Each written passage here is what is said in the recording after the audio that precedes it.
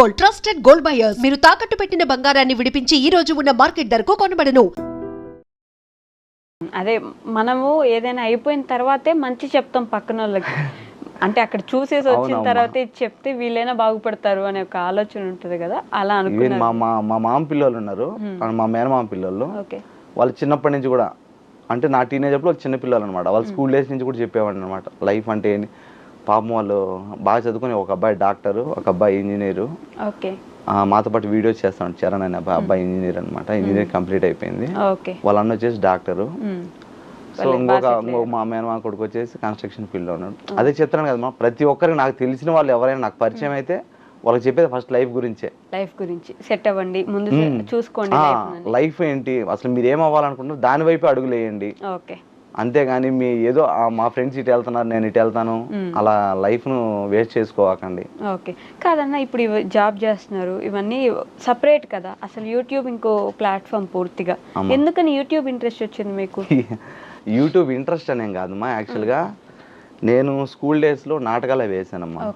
So నేను 9th క్లాస్లో శారీ కట్టుకుని అమ్మాయి మాదిరిగా డ్యాన్స్ కూడా వేసినాడు ఫేర్వెల్కి. సో అప్పటి నుంచి కూడా నాకు ఆ పిచ్చి ఉంది. అంటే నేను చెప్పేది ఒక 25 years బ్యాక్, ఇప్పుడు కాదు 25 years బ్యాక్ అనమాట. అప్పట్లో మొబైల్స్ ఎవరికి ఉండేవి అసలు లేదు, మొబైల్ అనేది తెలియదు లేండి.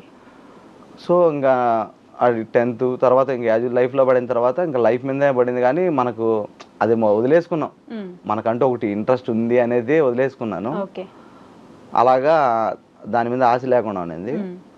తర్వాత మా ఊర్లో యూట్యూబ్ ఛానల్ వచ్చేసి ఈ అబ్బాయి 999 ఇండియా జయకృష్ణ అనే అబ్బాయి పెట్టుకున్నాడు. అప్పటికి నాకు తెలియదు, మాకు మ్యూచువల్ ఫ్రెండ్ ఒక అబ్బాయి ఉన్నాడు. ఆ అబ్బాయి స్టేటస్ పెట్టుకున్నాడు ఇట్లా చూడండి అనేటట్లు. స్టేటస్ లో పెట్టుకుంటే ఓపెన్ చేసి చూశాను. ఓకే ఇతను ఎవడో కష్టపడుతున్నాడు, కాకపోతే కొంచెం బాగా చేస్తే బాగుంటది అని చెప్పేసి ఆ అబ్బాయికి ఫోన్ చేస్తే ఆ అబ్బాయి తీసుకొచ్చి పరిచయం చేశాడు అన్నమాట. ఆ విధంగా జయకృష్ణ గారు పరిచయం చేశారు మిమ్మల్ని. అలా పరిచయం చేయడం వల్ల మాకు పరిచయం ఉంది. లేదంటే అంతకు ముందు ఏంటంటే మాకు అంటే ఈ అబ్బాయి పరిచయం కావచ్చు, ఫ్యామిలీ పరంగా అయితే వాళ్ళ అమ్మగారు కానీ మా అమ్మగారు చాలా అంతకుముందు ఒక 5 years 10 years నుంచి కూడా క్లోజ్ అనమాట. అప్పుడు వీళ్ళు ఇంకా చిన్నపిల్లలు స్కూల్కి వెళ్ళేవాళ్ళు అనమాట. సో అబ్బాయి అనేది తెలియదు నాకు. సో ఫ్యామిలీ పరంగా అయితే అంతకుముందు 10 ఏళ్ళ నుంచి కూడా పరిచయమే. ఈ అబ్బాయి అయితే ఫేస్ టు ఫేస్ పరిచయం అయింది ఇంకొక అబ్బాయి ద్వారా. ఏ ఇయర్ లో ఎగ్జాక్ట్లీ అని ఏం కాదు కానీ ఒక 3.5 years అయిపోయింది. ఇప్పటికి 3.5 years back, nearly 4 years, 3.5 years పైన అయిపోయింది. తనకు పరిచయం అయ్యారు అంటే ఇంట్రెస్ట్ ఏంటి, వీడియోస్ చేద్దామనా లేకపోతే ఇంకేమన్నా? లేదమ్మా, చెప్పాను కదా ఆ అబ్బాయి ఏంటంటే ఆల్రెడీ కంటెంట్ కాదు కానీ ఎక్కువ వీడియోస్ ఏంటంటే సినిమాలవి స్పూఫ్ టైప్ అలా చేస్తా ఉన్నాడు. సో కంటెంట్ ఏదైనా బాగా చేస్తే బాగుంటుంది. నేను చెప్పాను కదా నాకు ఆల్రెడీ ఇంట్రెస్ట్ ఉండిందని. సో నేను కంటెంట్ చెప్తాను చేసుకోండి అని చెప్పేసి అలాగే నేను ఒక 2.5 years పైనే నేను అబ్బాయి కంటెంట్ అంటే రెగ్యులర్ గాని కాదు కానీ మాక్సిమం ఒక 30% దాకా చెప్పుంటాను. అంటే ఏ చేస్తే బాగుంటుంది, ఇలా చేస్తే బాగుంటుంది, ఇలా చేస్తే బాగుంటుంది. నాకు ఎప్పుడన్నా హాలిడేస్ కానీ సండే కానీ అలా ఉన్నప్పుడు నా ఇంట్రెస్ట్ కొద్దీ నేను కూడా చేశాను అనమాట. అప్పుడు బావ అనేది పరిచయం, వీడియోస్ లో బావ అని పరిచయం అయింది. మీరు కంటెంట్ ఇచ్చేవాళ్ళ? చెప్తున్నాను కదా నాకు చాలా ఇంట్రెస్ట్. అంతకుముందు నేను నవరత్నాల బ్యాచ్ లో ఇప్పుడు సాఫ్ట్వేర్ బాలా అనే అబ్బాయి అన్నాడు కదా, యువర్స్ బాలా అబ్బాయి కొత్తగా ఛానల్ ఉంది. ఆ అబ్బాయి కూడా ఛాన్స్ సార్లు అడిగాను అనమాట. అంటే అప్పుడు నవరత్నాల బ్యాచ్ చాలా ఫేమస్. ఆ అబ్బాయి కూడా రే నాకు కంటెంట్ ఇష్టము, అంటే నేను చెప్తాను మీరు ఒకసారి చెయ్యండి అంటే నా కంటెంట్ నేను స్క్రీన్ మీద చూసుకోవాలని ఇంట్రెస్ట్ అనమాట.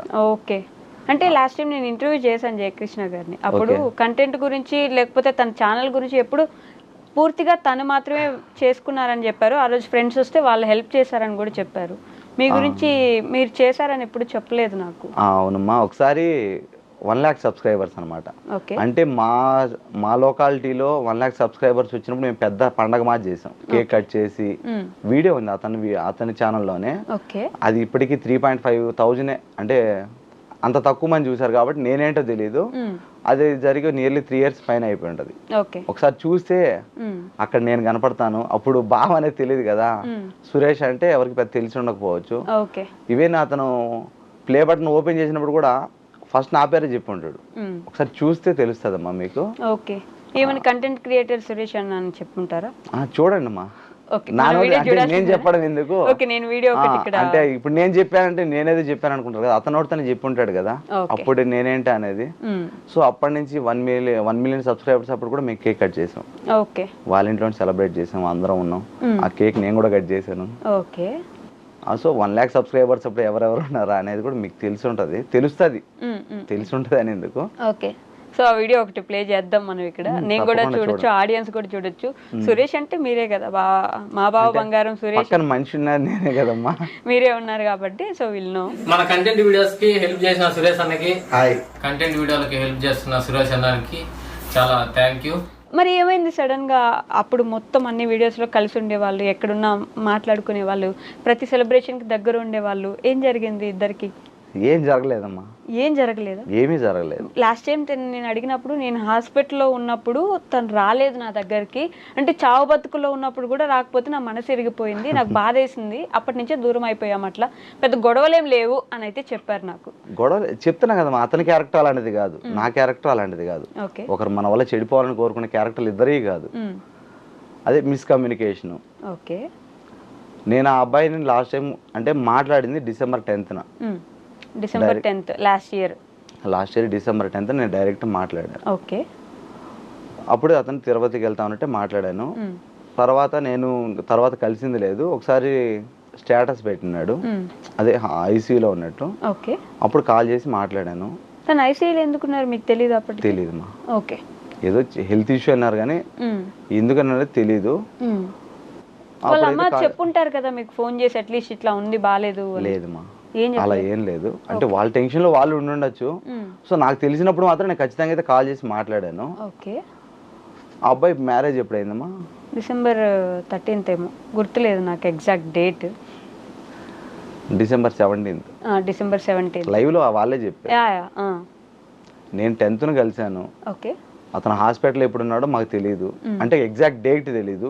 సో పోస్ట్ అయితే పెట్టినాడో, డేట్ అయితే నాకు ఎగ్జాక్ట్ తెలీదు. వైజాగ్ వెళ్ళి డిసెంబర్లో పెళ్లి చేసుకుని వచ్చాడు 17th. ఓకే December 17th మధ్యలో ఎన్ని రోజులు గ్యాప్ ఉందో అది నేను ఇప్పుడు వెళ్ళలేదో మీరు తెలియాలా. December 10th మీరు కలిసారు, December 17th పెళ్లి చేసుకుని వచ్చారు, మధ్యలో ఐసీయూలో ఉన్నారు. ఎప్పుడు ఐసీయూలో ఉన్నాడు అంటే ఏ డేట్ ఐసీయూలో ఉన్నాడు, ఎప్పుడు వైజాగ్ వెళ్ళి తీసుకొని పెళ్లి చేసుకొచ్చాడు, నేను ఎప్పుడు కలవలేదు. యాక్చువల్లీ నాకు మొబైల్ కూడా అలో లేదు, మొబైల్ ఆఫీస్కి. ఓకే సో నాకు తెలిసేది ఈవినింగ్ నేను 7 ఇంటికి వచ్చిన తర్వాతనే చూసుకున్నాను. ఈవెన్ నేను కామెంట్లు కావచ్చు, ఏవైనా కావచ్చు కూడా, వీడియో అప్లోడ్ చేశానంటే ఆ కామెంట్లు ఇంటికి వచ్చిన తర్వాత నేను రిప్లై ఇస్తాను. మాక్సిమం నేను నా సబ్స్క్రైబర్స్ కూడా ఒకటే చెప్తాను, నేను సండే రోజు ఖచ్చితంగా కాల్ చేయండి, నేను మాట్లాడతాను, మెసేజ్ రిప్లై ఇస్తాను. సో మిగతా రోజులు అయితే నాకు కుదరదు అనేసి. ఇప్పుడు ఏదో ఒక మనిషిని దూరం పెట్టాలంటే కారణం ఎదుకోవాలి అది చెప్పారు తప్ప, ఒకవేళ మీరైతే ఒక 2.5 year మీకు సపోర్ట్ చేసిన వాళ్ళు, ఏంటంటే ఏ లాభం చూడకుండా మీకు సపోర్ట్ చేసిన వాళ్ళు ఒక చిన్న కారణమే కదా, ఏమైనా గొడవలు ఉన్నాయా లేవని చెప్పారు కదా, నేను చెప్తున్నాను గొడవలు అయితే లేవు, హాస్పిటల్ చూడడానికి రాలేదు అనే ఒక కారణం చెప్పి దూరం పెట్టారు అంతే, దానికి మించి ఏం లేదు. అంటే అటు సైడ్ నుంచి చూస్తే అది కూడా పెద్ద కారణం అయి ఉండొచ్చు కదా, ఐసీయూలో నేను ఉంటే నన్ను చూడడానికి రానప్పుడు ఇంకా నా జీవితంలో ఉండే ఏం లాభం అనే ఒక క్వశ్చన్ అయితే రావచ్చు కదా. తప్పకుండా అమ్మా, మీరు చాలా అభిమానంగా మాట్లాడారు. నేను అదే అభిమానంతో ఫోన్ చేసి మాట్లాడినప్పుడు బాగుంది అన్నారు కదా. సో అతను ఉండేది తిరుపతిలో, హాస్పిటల్ ఉండేది తిరుపతిలో.